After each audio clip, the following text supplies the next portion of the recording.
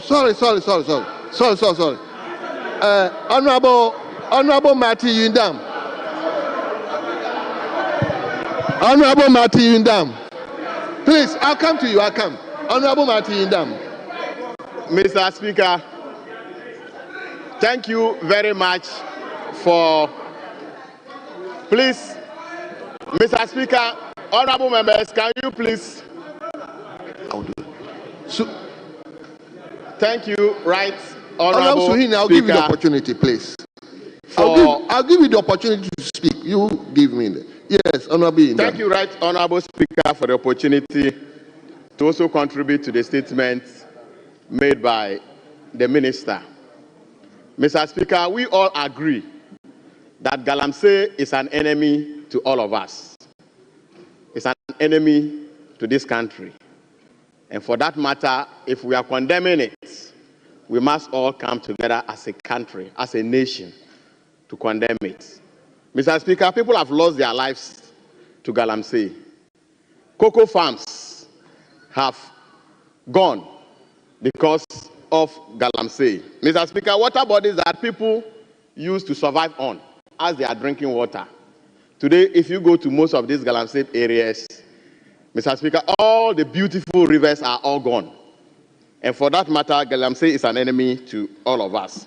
So in fighting Galamsey, we need to collectively do it. Mr. Speaker, the Ghana Water Company has always complained that if we don't take time, if we don't manage this Galamsey seriously, we will end up importing water into this country.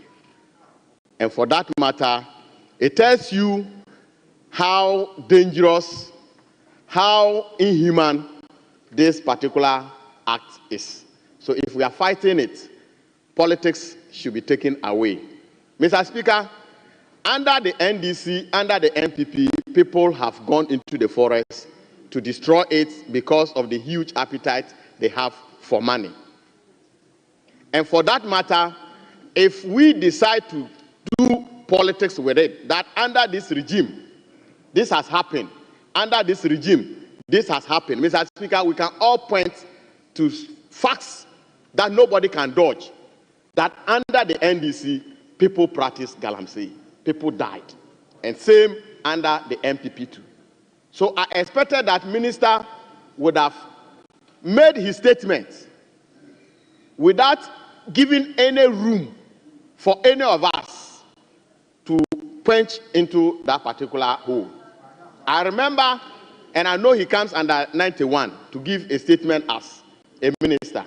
But if you say that, that is what you have inherited. Mr. Speaker, I know very well, and there are media reports out there that after the December 7th elections, people have gone to take over Galamsey sites. And Mr. Speaker, among us here, they have even banned somebody from coming to his constituency because he's involved in Galamsey. I want to find out from Minister whether that is also part of his inheritance. Because if you say that is what you have inherited, it means that that is the past. But we are talking about current matters. Yes, people are... Honorable Marty Yundam, please hold on. Let me listen to... Oh, there are some of our questions. Honorable Echampo. Mr. Speaker, thank you very much. Mr. Speaker, like you earlier on ruled, the honorable member is contributing to a statement, but he's trying to introduce other matters. Because the very issue, Mr. Speaker,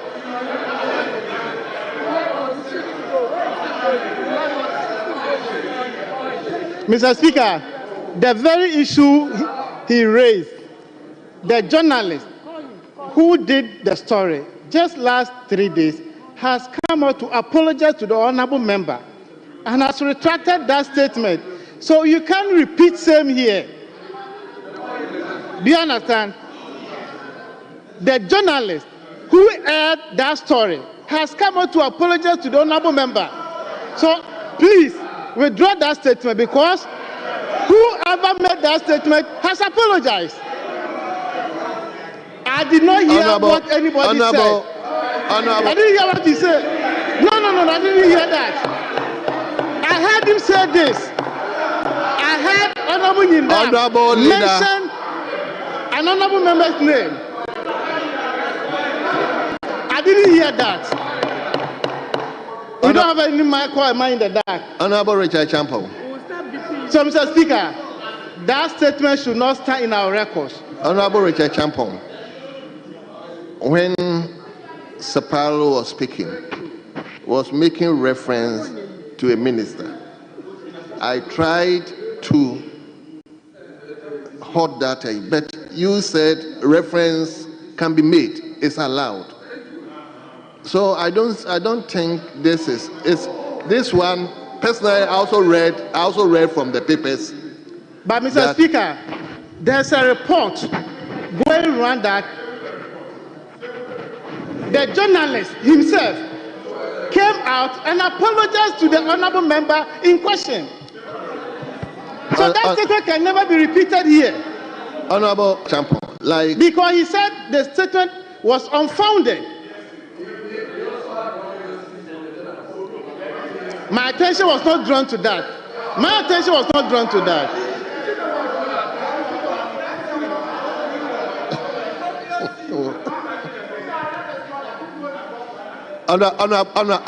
Honorable, please. Sapalo. Mr. Speaker. Yes, Matthew. But please, I'm surprised Matthew. the deputy majority whip. I'm not. Mr. Speaker, I don't want you to listen to me in silence. I beg you. No. With all respect.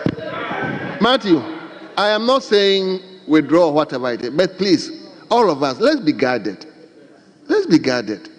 It's very important.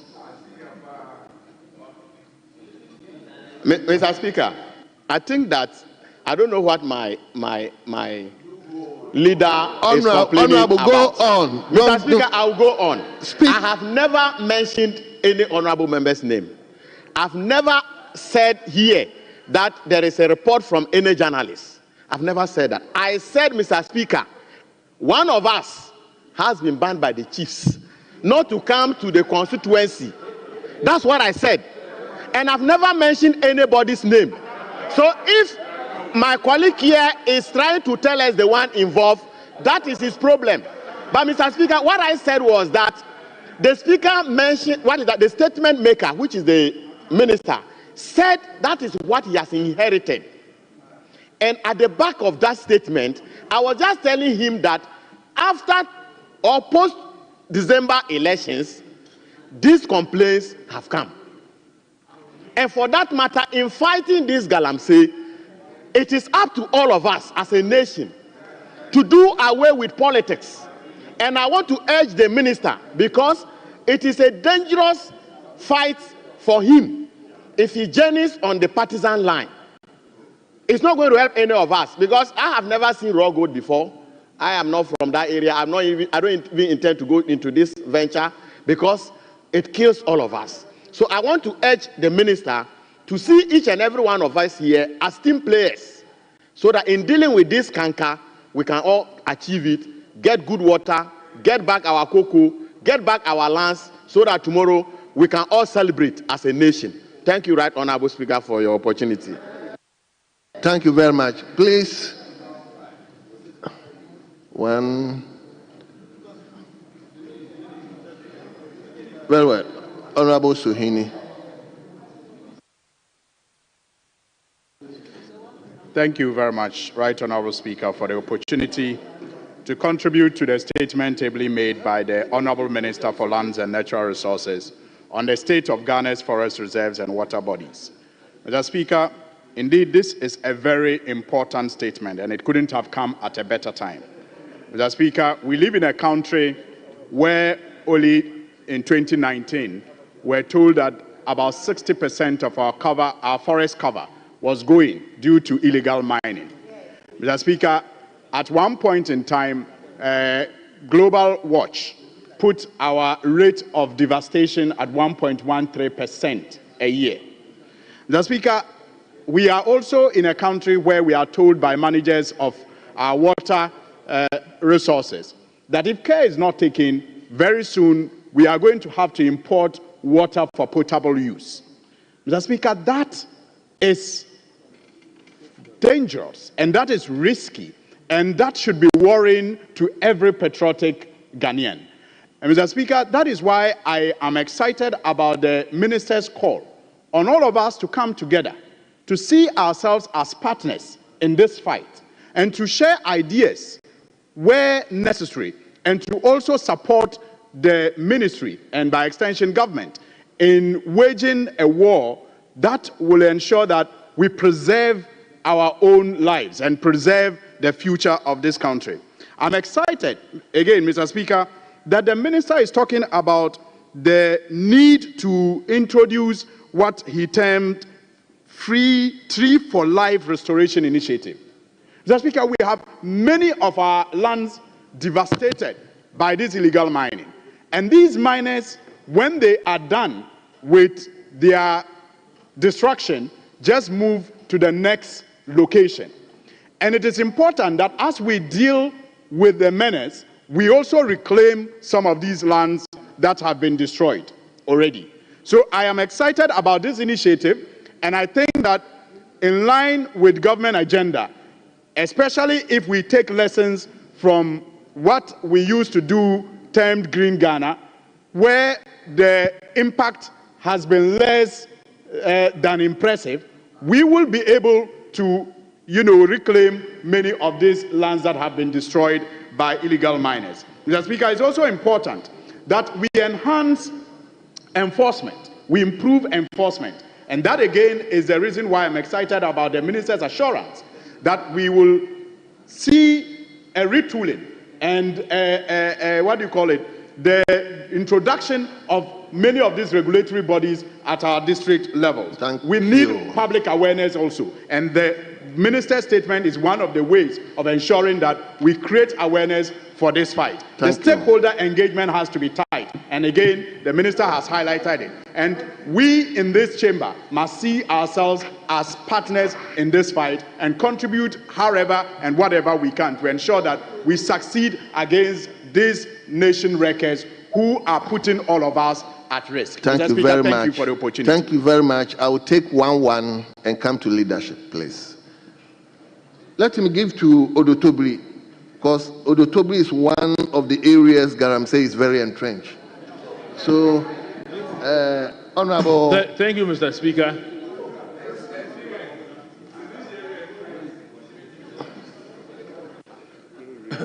Thank you, Mr. Speaker. Mr. Speaker, a while ago, member from Nalerigu raised the issue of the quorum of this House. It is very evident, very clear, looking around, that we still do not form a quorum. I have taken account myself. Mr. Speaker, I would like to refer the House Honorable 64, Honorable Anthony Mie, Rule 4C of our own standing orders. Mr. Speaker, it's been a while. The rules say that after 10 minutes, the Speaker would direct the clerk at the table to conduct a head count of the members present. It further says that if there is no quorum, suspend the sitting of the House for a period of not more than 1 hour. Respectfully, I am drawing your attention to this, and I'm respectfully pleading that we go strictly according to our own rules. Thank you. I thought I was giving you a platform because no, he's not. But I thought I was giving him a platform. In any case, that is true. But I'm going by my own time. The 10 minutes is catching up. So let me give the to the leadership. Leadership, yes. Yes, leadership. Minority leadership. Thank you very much, Mr. Speaker. Minority leadership, please, your comment. Mr. Speaker, I thank you very much for this opportunity. Mr. Speaker, I want to once again thank the Honorable Minister for making this very important statement. Mr. Speaker, I want to take a cue from Honorable Patrick Buama, looking at the very important arms of government and how we can collaborate to ensure that Galamsey becomes a thing of the past. Mr. Speaker, it starts with the executive and the kind of powers the president has, the kind of powers the ministers have, the municipal, metropolitan, district chief executives, and even chief executives within Ghana and what they can do within this period. Mr. Speaker, this is not to say that the legislature, where we find ourselves as lawmakers, we do not have the capacity to deal with the issue of Galamsey. We have few laws with reference to how people should be punished when they go wrong or are found foul of the law and how they should be dealt with. And Mr. Speaker, then you link it to the judiciary and how prosecution should be dealt with or how fast we should deal with issues of prosecution. But Mr. Speaker, if on our own, even within this chamber, the issue of Galamsey is so politicized, Mr. Speaker, I'm so worried as to how we can even take a leap. You could see the passion on the face of the minister when he was delivering his statement. But do we even see that beyond members? As we are even here, Mr. Speaker, people are finding reasons to say that one is a Galamseyer, one was once found doing serious Galamsey, and all manner of blames. Mr. Speaker, if one sees himself as being labeled a Galamseyer, is the person even going to come on board to support either reduce or eliminate Galamsey? Mr. Speaker, it is devastating. Our water bodies are getting contaminated by day. We are facing or being confronted with serious health issues. People are dying. We are giving birth to stillborn children. Our forest is getting all eliminated. Mr. Speaker, in my constituency in Wejagba, we look at the distance. Water is getting damaged and contaminated just because of Galamsey.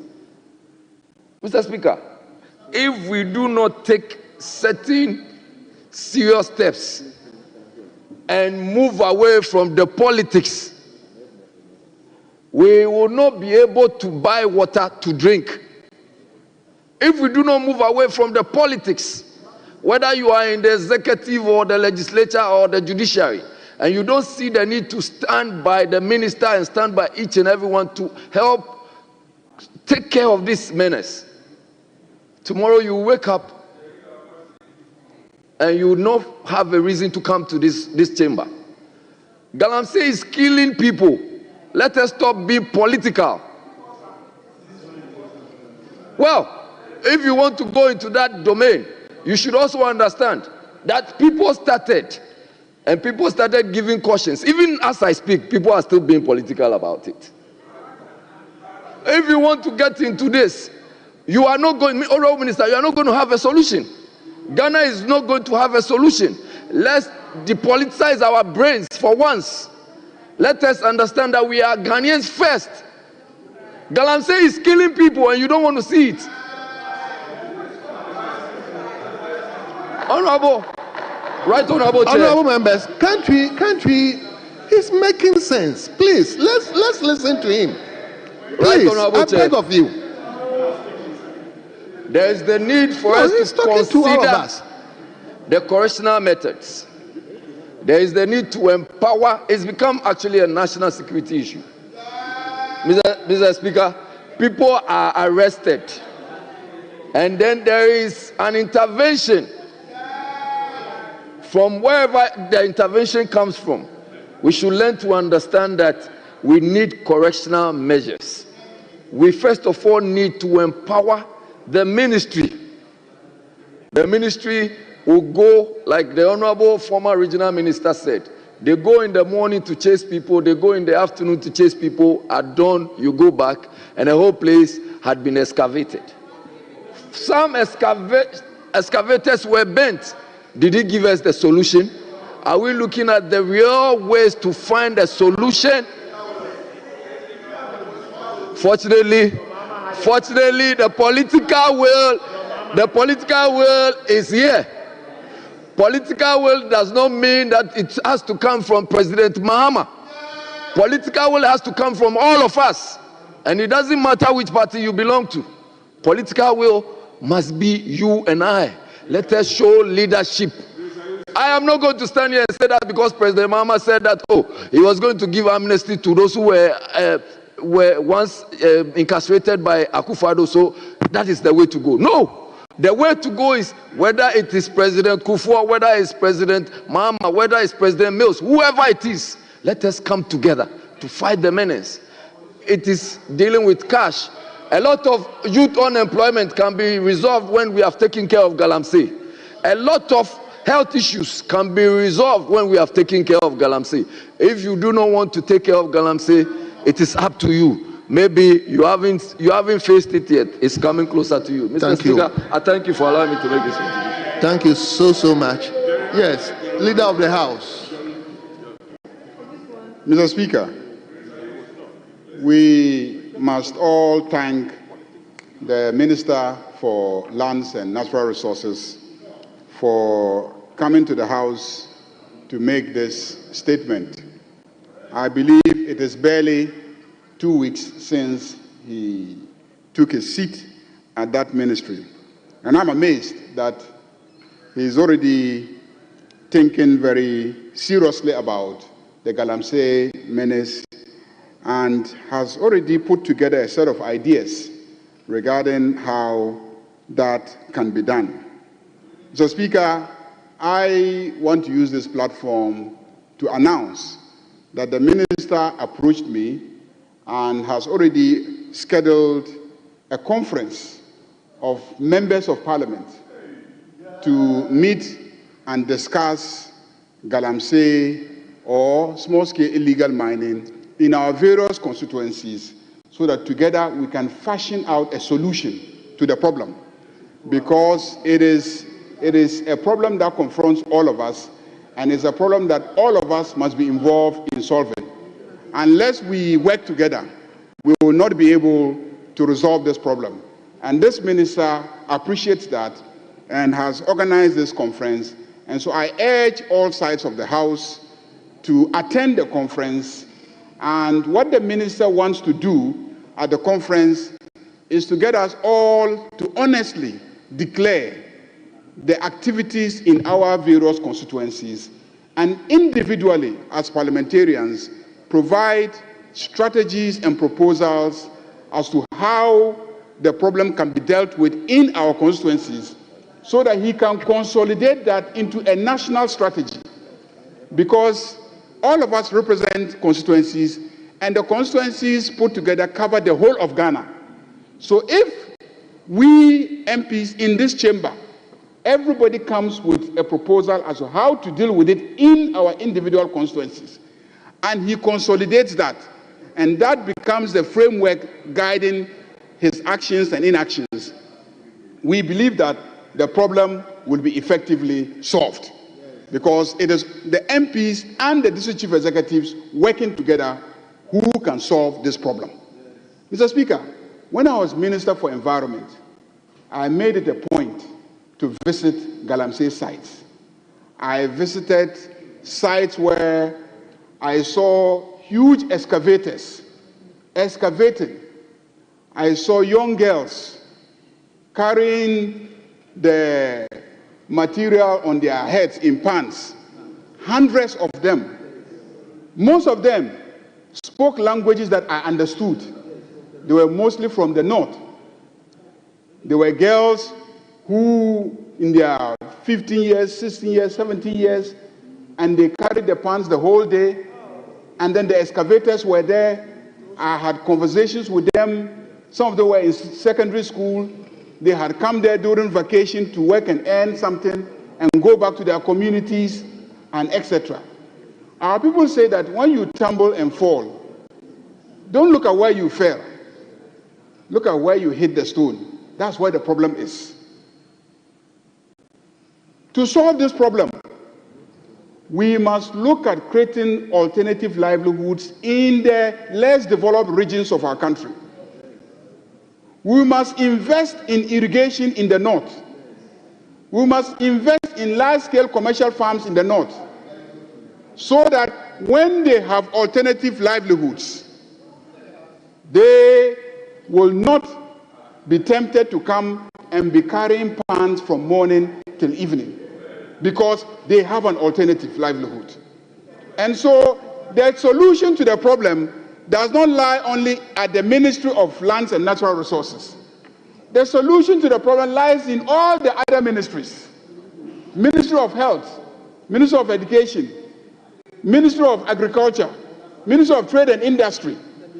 These ministries need to up their games and create the alternative livelihoods that will attract these young people, instead of wanting to go and engage in the risky business of galamsey. Mr. Speaker, I went to some sites as Minister for Environment, and you will see them dig a hole in forest reserves, and they used to attract small boys and deceive them that they had enhanced their spiritual, powers, and encourage those children to go deep down the holes and go and dig and come out with material for them to go and process. These children were basically primary school children. They had abandoned their families, they had abandoned their schooling, and they were now engaged in this very risky business.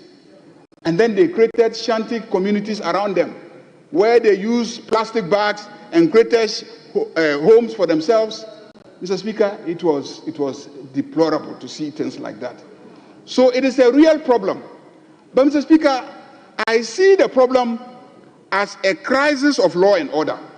Why do I say it's a crisis of law and order?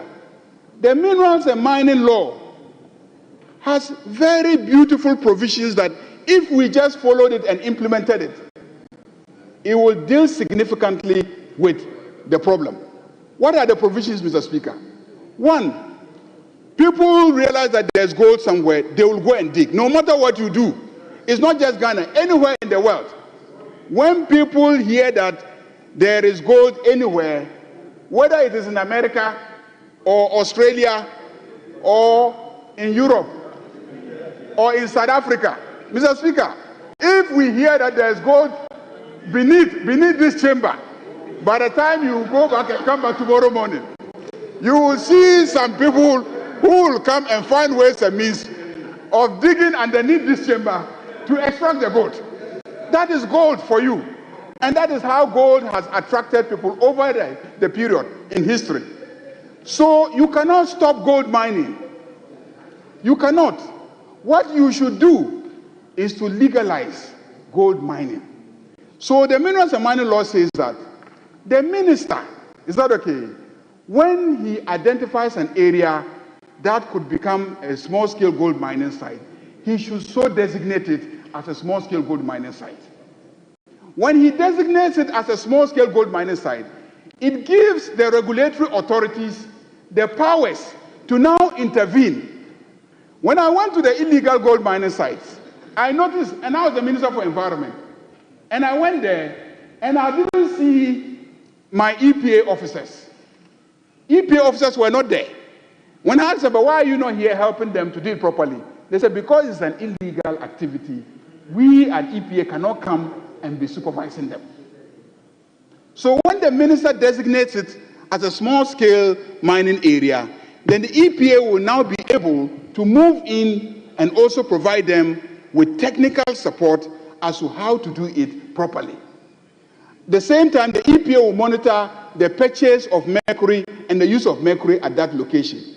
EPA will monitor the purchase of explosives and the use of explosives, and then all the other processing activities. Mr. Speaker, I spoke to a number of illegal miners, and they said, look, Minister, if we can rent an excavator and bring the excavator this far and keep the excavator here excavating, what makes you think that I cannot use the services of the EPA? What makes you think that I cannot use the services of a proper mining engineer? And I asked, so why are you not using them? I am not using them because what I'm doing here is illegal, and at any time, the soldiers can move in and take whatever equipment I have brought here. So I have to dig as fast as possible, scoop as much as I can, process it as quickly as possible, and get out of this place. So this is what is driving them. It's not that they cannot make the investments to legalize it. And some of them even told me that they make payments to their assemblies. So my concern about reclamation, they expect the assemblies, when they take the money, to come and do reclamation after they have left. In some cases, some even showed me receipts of some payments that they made to assemblies. I'm talking about 8 years ago. So this is a problem that I think if we sit as members of parliament and we marshal the relevant political will, we have both the legal framework for resolving the problem and the political commitment to dealing with it. As for those who mine in forest reserves and those who mine along water bodies, these are no-go areas. We cannot allow that to happen. And the minister has spoken about the levels of pollution of our water bodies. So if our water bodies are polluted to this extent, we as a country must appreciate that mining in water bodies is totally unacceptable, and we must stop it. And we have the capacity to stop it, because every river passes through a political district, and that political district has a district security committee. There is a district police station there with police officers. Some of them, and they fall within a region with a regional police security committee. And some of them fall in regions that even have military bases. I think so far across the country, in almost every region, there is some military base or the other. So I cannot understand how the Ghana Armed Forces, the military, will convince me that they don't have the capacity to police our water bodies. That is the point. The point is, there is an allegation, there's a claim that even those who are supposed to enforce the law, to monitor it, are also involved. Mr. Speaker, and that is where political commitment and the commitment of all of us come into play. And so, Mr. Speaker, let me thank the maker of the statement. Let me assure the minister that this House will attend the conference that he's organizing for members of parliament, that we will honestly assist him identify the operations in our various constituencies, and we will sit with him individually to see how and if there are aspects of operations in our constituencies that can be legalized, and then the small-scale miners assisted, technical support provided, involving the EPA, so that where we can legalize it, formalize it, and supervise it to be conducted in an environmentally friendly way, we do so. And where we need to enforce the law and ensure that the military and the police move against them, we give them the political backing so that they move and stop all those operations from taking place. Mr. Speaker, I really want to thank the minister and thank colleagues for such a non-politicized contribution and commentary to the statements that have been made. I want to thank the available leader, because he's been very, very, very fair and honest, and I think that if he continues along those lines, he will easily become the leader of the minority side.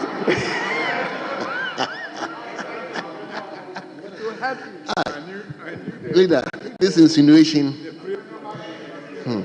Anyway, Honorable Minister, would you like to run up?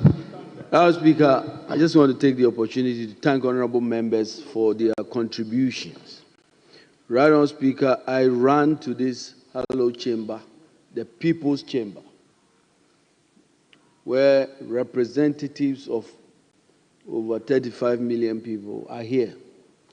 And my message was that we are in crisis.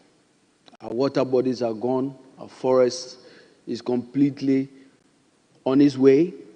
I even made a point that we have some forest reserves that are no-go areas because armed gangs have taken over. I gave you numbers about the seriousness of the situation. And let me state that I almost became emotional when Honorable Jerry was speaking because really that is the spirit with which I came here. It is time for us as a country to stop the politics when it comes to this fight against Galamsey. The politics must stop at the water's edge, because this is now about life and death. It's about the future of our country. And I think that, let me state that when I stated that this is what we have inherited, that's what I meant. I meant that this is what the title of the statement was, the state of our forest reserves and our water bodies. I meant this is the heritage of our country. This is what we collectively have now. This is the inheritance we have. And it was not meant politically at all. And the whole essence of that statement was that we have a collective responsibility now to find the solutions. And I'm happy that the leader of the House graciously accepted my proposal for a conference. Speaker, having been in this parliament for 17 years, I believe that when it comes to our various districts and constituencies, there's nobody who has the interest and the commitment that the leadership of our constituencies and districts than the member of parliament. And that's why I believe that this campaign must start with our colleague members of parliament. And the message is that they take leadership and support us. And I was very clear in my mind. This fight is not about the Ministry of Lands and Natural Resources. And I came to say that we need every Ghanaian, including chiefs, including all stakeholders. We must collectively say that enough is enough. That these bad guys can no longer put our lives at risk. And so I thank you, Honorable Man. Thank you. Thank you very much, Honorable Minister. We wish you well. I believe from the discussion going on, most of the people will not envy your job. God be with you. Leader, any indication? Very well. Honorable members, at this juncture, I will thank all of you for your cooperation. We will bring proceedings to a close and adjourn the House to tomorrow, 10 o'clock in the forenoon. Tomorrow, 10 o'clock in the forenoon. Honorable members, the House stands adjourned.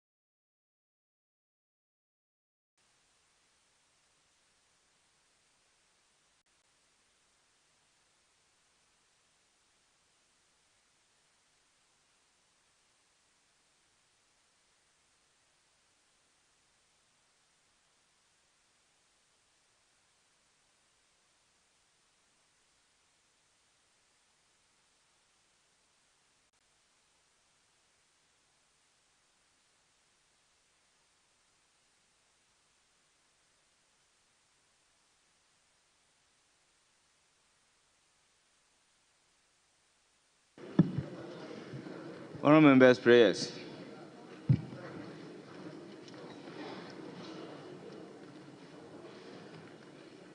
Almighty God, we humbly beseech thee to look with favor upon this Parliament of the Republic of Ghana. Grant that it may perform its high duty as in thy sight. Give divine guidance to the President of the Republic, endow members of Parliament and ministers of state with discernment and vision, integrity and courage, that through the labors of government, this land and people may be well and truly served. and their good purposes for the common human life be realized in our midst. O God, grant us a vision of our country, fair as it might be, a country of righteousness, where none shall wrong his neighbor, a country of plenty, where evil and poverty shall be done away with, a country of brotherhood, where all success shall be founded on service, and honor shall be given to the deserving, a country of peace, where government shall rest on the will of the people, and the love for the common good. Bless the effort of those who struggle to make this vision a living reality. Inspire and strengthen our people that they may give time, thought, and sacrifice to speed the day of the coming beauty of Ghana and Africa. Amen.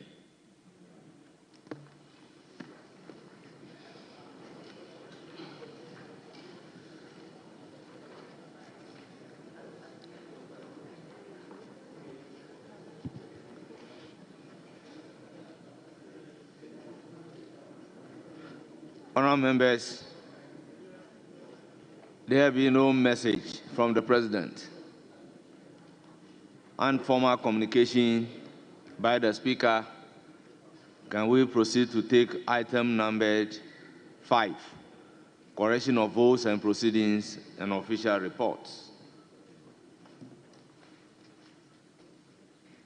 Honourable members, vote and proceedings of Tuesday, 18th February 2025 for correction. Honourable members, page 1.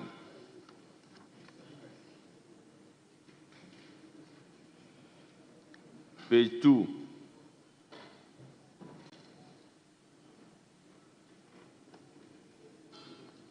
Page 3. Page 4. Page 5.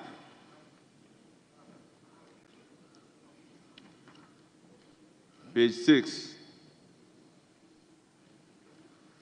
7. 8. Yes, Honorable Frank Afriye.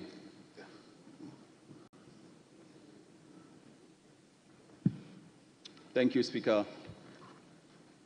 Speaker, if it pleases you, permit me to seek your guidance at this, page 8, item 8, understatement.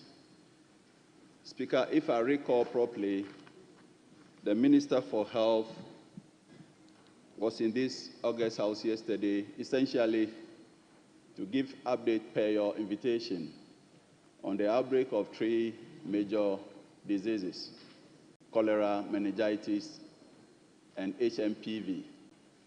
But over here, per the records, human metapneumovirus is completely missing. Speaker, I seek your guidance. Thank you.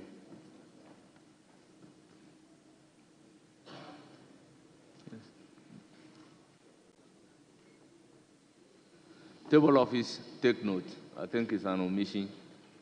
Let it be corrected. Yes, Professor. Speaker. Honorable Professor Kinsley Nyako. Honorable Speaker, still on page 8, item 7, and the official report. Yesterday, I saw on the screen 2 official reports, 11th and 12th. But I do remember clearly that the one we did correct was dated 11 February 2025. But what is captured here is Wednesday, 5 February 2025. I will plead that the table office looks at it and reconcile, because I have it on my phone, and it was 11 February 2025. So they have to check and I think what was taken was 5th February, and today we are going to take 6th February.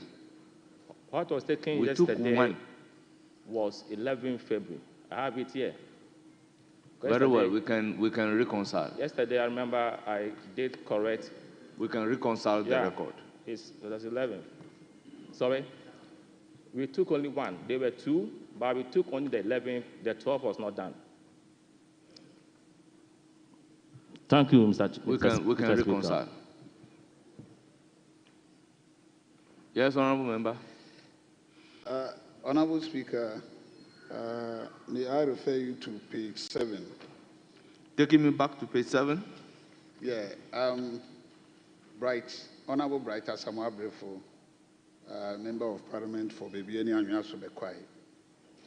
I was in the chamber yesterday, but for mysterious reason, I find my name on the list of members who were absent yesterday. Your guidance on verification. Honorable Minister responsible for health, Mr. Kwabena Minta Akando. The Speaker, I think, is a member of Parliament, and the designation and the constituency should also be captured.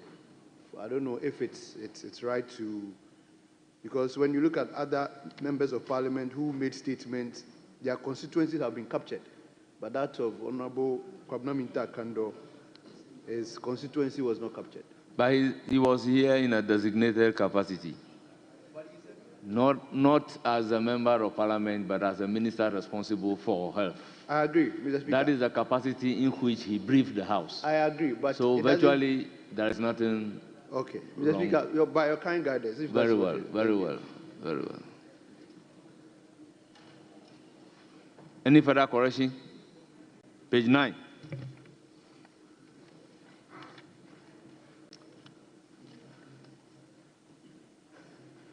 Page 10.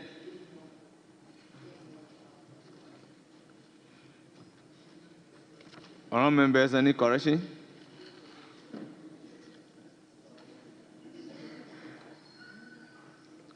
Yes, Honourable Asamoah. Honourable Speaker, thank you. I would like to seek your guidance, page 10, item number 10. The House approved the following as members of the committee. Honourable Speaker, Mr. Mahama Ayariga is the majority leader. Osahin is also minority leader. And it goes on. Will it be right? I'm just seeking your guidance to add, in addition to these names, their designation as the majority leader or the minority leader, since they are a member of a committee that has been set up.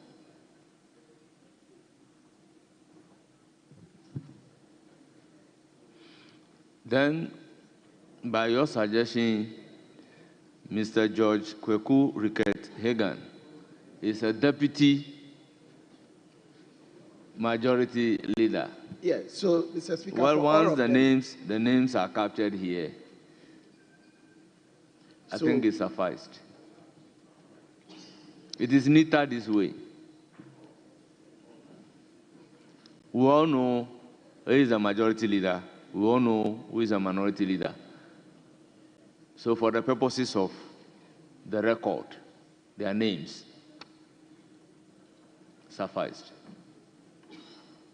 If you look at the attendance, their constituencies, has already been added. So over here, if it is not added, it's not too much of a problem. Any further correction?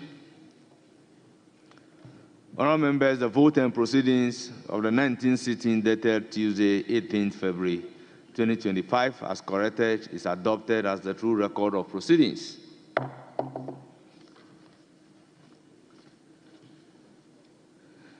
Honourable members, the official report of Thursday, 6th February 2025.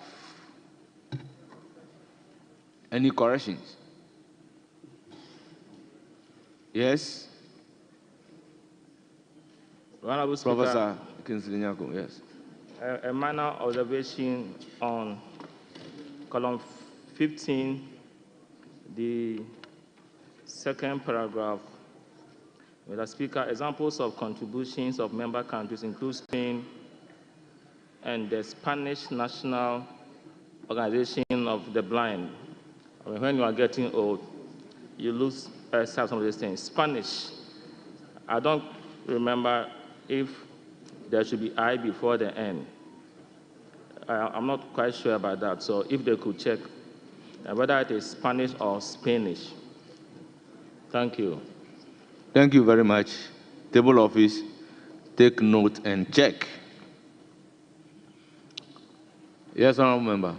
Thank you very much, Mr. Speaker. Mr. Speaker, I seem not to have either in hard copy or soft copy of the report we are deliberating now or we are considering now. I'm just wondering whether it was an oversight to be uploaded into the system or hard copies were provided to members, which I did not get a copy. Thank you, Mr. Speaker.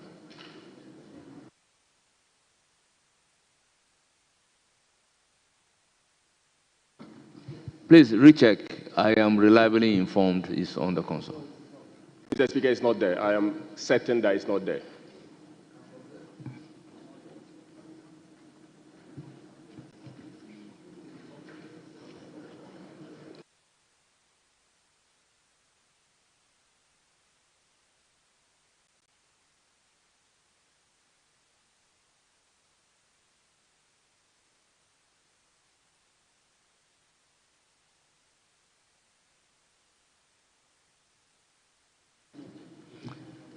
Is it the case that all of you are not having the official report?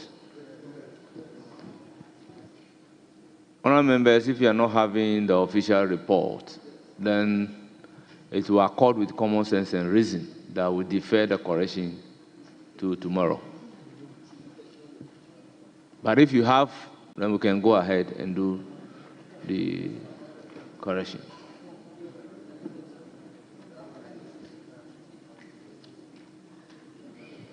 Or the overwhelming majority of the members are having it.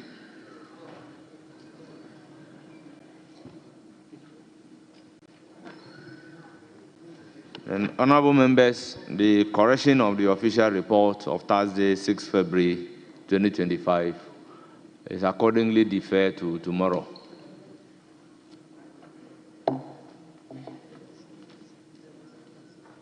Yeah, those who are having it tomorrow, please bring it so that they can make hard copies for those who are not having it. Thank you very much.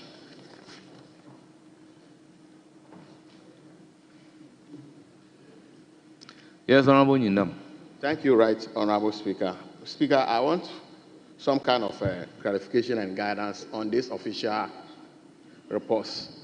Yesterday, we had the 11th and then the 12th. Then today, we are back to SIF. I don't know if, I don't know why we cannot get them according to the days. Because you have yesterday 12th, you have 11th, and all of a sudden we are back to SIF. That kind of up and down, I don't know, Mr. Speaker, if the Hansa department can do something or the table office can do something about it. Thank you, Right Honorable Speaker. Thank you, Honorable Nyindam. Observation well noted. But if you look at the vote and proceedings, it is about the 5th. And today is about the 6th. And the argument was whether it was the 5th or the 11th. And I asked that they should check. Sometimes it's the volume, but they are working on it. Thank you.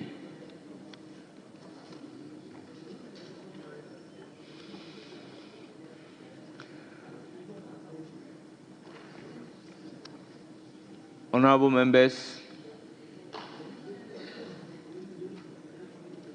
let me use the opportunity to acknowledge pupils from Azuris International School, led by Emmanuel Adolf Loga, a teacher, and they are from Tema West constituency. They are 52 in number. My dear pupils, you are welcome. Have a fruitful visit to Parliament of the Republic of Ghana.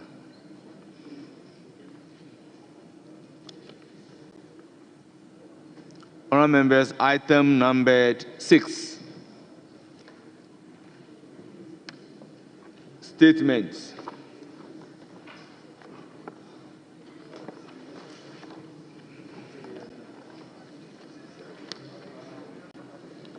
Honourable members, we have received statement from the Member of Parliament from Afajato South, Honourable Frank Afriye, on the urgent attention required to address water supply challenges across Ghana. Honourable member, you have the floor.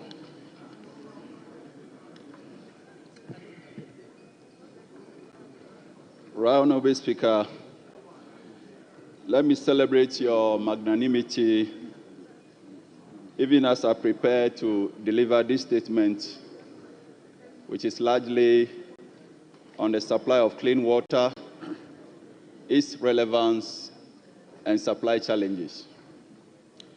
Mr. Speaker, let me thank you for this highly prized space to stand before this esteemed House to address a critical and urgent issue that transcends the Afajato South constituency where I represent, resonating deeply across the entire nation. Our beloved Ghana is on the precipice of a water crisis that, according to research from the Water Resources Commission, is anticipated to culminate in severe water stress by 2025 if urgent and decisive actions are not taken. This was reported in the May 4, 2022 edition of the Daily Graphic and other media outlets. This prediction is particularly alarming in light of the current cholera outbreak that has gripped our nation, reminding us starkly of the dire consequences that arise from inadequate access to clean water. Until last weekend, residents from Kweve, Goviope, Woje, Agate, Have, Peki, Bame, Akrofu, and neighboring communities face continual challenges in accessing clean water due to the malfunctioning Kweve water treatment plant since mid-December last year. However, this is merely a microcosm of a much larger national issue that threatens the health, safety, and livelihood of countless Ghanaians. The statistics reveal an unsettling reality. 1 in 5 persons in our nation lacks adequate drinking water. In the northern region alone, this figure escalates to 1 in 3, highlighting the glaring disparities in access to one of life's most essential resources. Mr. Speaker, we cannot overstate the importance of clean water, which is fundamentally linked to public health. Studies show that 80% of diseases in Ghana stem from unsafe water and poor sanitation, fueling the alarming rise in water-related illnesses such as cholera, typhoid, and other diseases that disproportionately impact our vulnerable population. Each attempt by families to secure fresh water, often leading them to abandon boreholes or unhealthy surface water sources, emphasizing the urgent need for a comprehensive national strategy to confront this crisis. In view of this, permit me to take this opportunity to commend the Water Regional Minister for his commitment to addressing the urgent needs arising from the Kweve facility's failure, as well as the efforts of my colleague from South Dine, Honorable Roxanne Nelson Dafiamepo, who shares a passion for restoring the Kweve treatment plant following its dysfunction. Nevertheless, it is not forgotten the struggles faced by our constituents in accessing clean water are mirrored nationwide. As such, it is imperative that we amplify our response and ensure a cohesive approach to restoring and improving our water treatment infrastructure. Additionally, the looming threat of illegal mining activities pose a grave risk to our water resources and the integrity of our water supply systems, leading to the shutting down of several treatment plants across affected areas. These illicit practices not only pollute our water bodies, but also threaten the health and safety of communities that depend on these vital resources. The extensive damage inflicted by such activities must reignite our commitment to enforce regulations and safeguard our natural ecosystem. Mr. Speaker, in light of these pressing issues, I sincerely urge this Honorable House to take a united stand for the health of our nation by adopting a robust plan of action that encompasses the following. 1. Nationwide infrastructure repair and enhancement. Let us prioritize agent repairs and upgrade of existing water treatment plants across the nation, ensuring that they can meet the demands of a growing population.